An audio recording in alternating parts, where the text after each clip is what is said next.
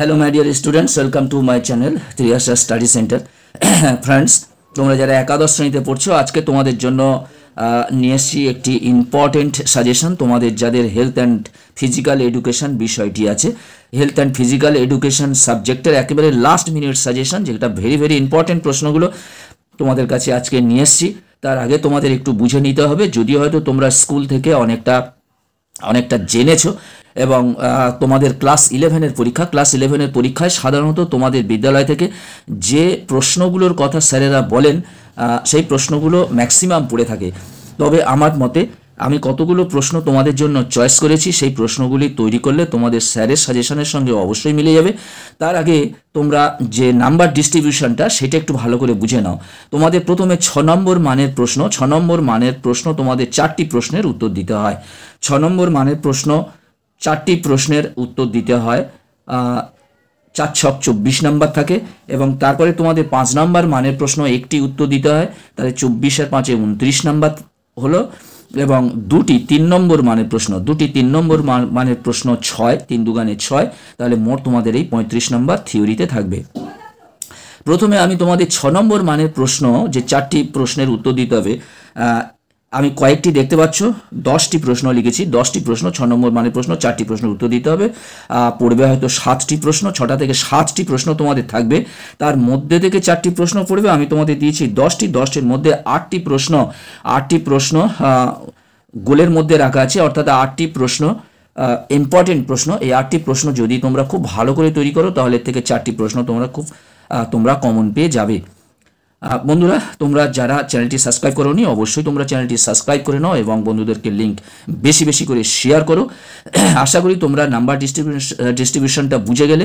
তাহলে 6 নম্বর মানের প্রশ্ন 4টে লিখতে হবে, 2টি প্রশ্ন থাকবে, একটি 5 নম্বর মানের প্রশ্ন লিখতে হবে এবং 2টি 3 নম্বর মানের প্রশ্ন থাকবে, সেখানে 4টি প্রশ্ন থাকবে, তার মধ্যে থেকে 2টি প্রশ্নের উত্তর দিতে হবে 3 নম্বর মানে। এসো আমরা প্রশ্নগুলো পড়ে নিই, একের দাগের প্রশ্ন শুরু করার আগে একটা কথা বলি, তোমাদের শর্টসে এর উত্তরগুলো আমি তোমাদের এই দুদিনের মধ্যে 7-8টি প্রশ্নের উত্তর আমি তোমাদের শর্টসে দিয়ে দেবো, একেবারে বই থেকে তুলে দেবো। তোমরা দেখেই বুঝতে পারবে যে এর কোন প্রশ্নের উত্তরগুলো তোমরা এমনিতেই পেয়ে যাবে, তবু আমি শর্টসে দিয়ে দেবো, সেখান থেকে তোমরা দেখে নিতে পারবে এর আসল উত্তরটা। একের দাগে দেখো, শারীর শিক্ষার সংজ্ঞা দাও, শারীর শিক্ষার পরিধি বর্ণনা করো। মোস্ট ইম্পর্টেন্ট প্রশ্ন এই প্রশ্নটি, শারীর শিক্ষার সংজ্ঞা দাও, শারীর শিক্ষার পরিধি বর্ণনা করো, এটি তোমাদের পড়বে। তারপরের প্রশ্ন রয়েছে দেখো, স্থিতিজাড্য কাকে বলে, নিউটনের দ্বিতীয় গতিসূত্রটি লেখো, খেলাধুলার ক্ষেত্রে নিউটনের দ্বিতীয় গতিসূত্রটি ব্যাখ্যা করো।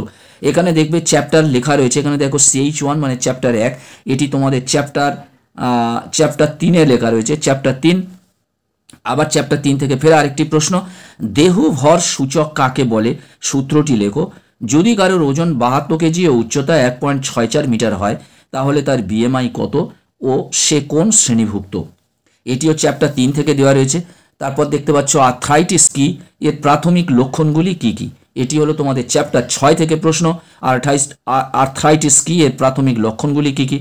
তারপরে 5-এর দাগের প্রশ্ন ভেরি ইম্পর্টেন্ট, বৃদ্ধি ও বিকাশ বলতে কি বোঝো, বৃদ্ধি ও বিকাশের বৈশিষ্ট্যগুলি লেখো। এই পরীক্ষায় পড়বে।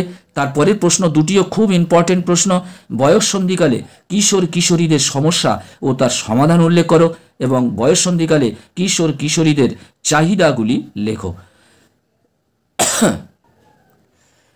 বন্ধুরা, এই দুটি খুব পজিটিভ প্রশ্ন, 6 এবং 7 দুটোর মধ্যে থেকে একটি পড়বে। বয়স সন্ধিকালে কিশোরীদের সমস্যা ও তার সমাধান উল্লেখ করো এবং বয়স সন্ধিকালে কিশোরীদের চাহিদাগুলি লেখো। 8-এর দাগের প্রশ্ন, একটি আঞ্চলিক লোকক্রীড়ার নাম লেখো। একটি কেন, তোমরা 3-4টি লোকক্রীড়ার নাম জেনে রেখে দেবে।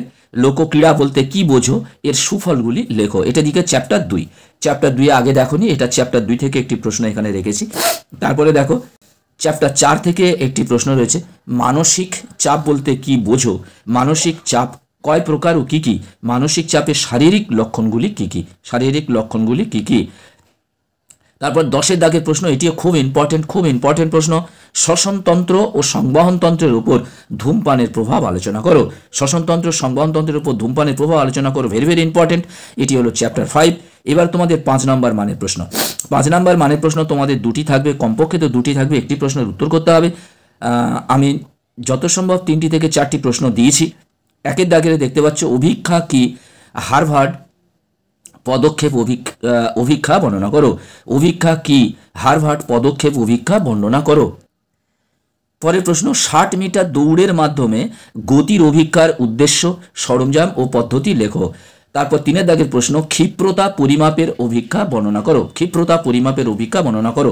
এই 3টি প্রশ্ন তোমাদের জন্য রেখেছি। 3টি প্রশ্ন করতে পারলে একটি 5 নম্বরের মানের প্রশ্ন তোমরা আশা করি কমন পেয়ে যাবে। এরপর তোমাদের 3 নম্বর মান দেখতে পাচ্ছ এখানে 2টি প্রশ্নের উত্তর করতে হবে, কিন্তু তোমাদের 3টি থেকে 4টি প্রশ্ন দেওয়া থাকবে, তার মধ্যে থেকে 2টি প্রশ্নের উত্তর করতে হবে। 3 নম্বর মান এমন কিছু বড় প্রশ্ন, বড় উত্তর নয়। শারীরিক সক্ষমতা কি, এর বিভিন্ন উপাদানগুলি লেখো। আমি এখানে বলে দিয়েছি যে বিভিন্ন উপাদান, কিন্তু তোমরা মিনিমাম 3টে থেকে 4টে উপাদান খুব ভালো করে তৈরি করলেই তোমাদের হয়ে যাবে, যেহেতু এটা 3 নম্বর মানের প্রশ্ন। 2 দাগে শারীরিক সুস্থতার উন্নতিকরণের উপায়গুলি কি কি। শারীরিক সুস্থতার উন্নতিকরণের উপায়গুলি কি কি। বৌদ্ধিক সুস্থতা উন্নত করার উপায়গুলি কি কি। এটা দেখতে পাচ্ছ চ্যাপ্টার 11, 3টে প্রশ্ন পরপর চ্যাপ্টার 11 থেকে, এবং তারপরে যে চ্যাপ্টার 12 তোমাদের শেষ অধ্যায়, এই চ্যাপ্টার 12 থেকেও আমি 4টি প্রশ্ন রেখেছি। নেতৃত্ব কাকে বলে, একটি নেতার কমপক্ষে 6টি গুণাবলী উল্লেখ করো, এবং নেতৃত্বের 3টি কার্যাবলী উল্লেখ করো। নেতৃত্বের 3টি কার্যাবলী উল্লেখ করো চ্যাপ্টার 12, এবং নেতৃত্ব বিকাশের যে কোনো 3টি সমস্যা উল্লেখ করো, এবং নেতৃত্বের প্রকারভেদগুলি লেখো। নেতৃত্বের প্রকারভেদগুলি লেখো। এগুলো খুবই কম উত্তর, তোমরা বই খুললে দেখতে পাবে, চ্যাপ্টার 12 খুললে দেখতে পাবে যে নেতৃত্বের প্রকারভেদগুলো কি কি আছে, শুধু জাস্ট সেইটুকু বললে হবে, এবং নেতৃত্ব বিকাশের যে কোনো 3টি সমস্যা তোমরা উল্লেখ করবে। যাই হোক বন্ধুরা, আজকের মতো তোমাদের যাদের হেলথ অ্যান্ড ফিজিক্যাল এডুকেশন আছে, খুবই গুরুত্বপূর্ণ সাবজেক্ট তোমাদের কাছে, ভালো নাম্বার পাওয়া যায়, এবং এর থেকে ভালো 90, 95, 96% অনায়াসে পাওয়া যায় এই সাবজেক্টটি থেকে। আশা করি তোমরা সব কমন পাবে এবং ভালো নাম্বার পেতে সক্ষম হবে। আজকের মতো ভিডিওটি এখানেই শেষ করলাম। তোমরা সবাই ভালো থাকবে, সুস্থ থাকবে। আবার কথা হবে নেক্সট ভিডিওতে। তোমাদের সকলকে অসংখ্য অসংখ্য ধন্যবাদ।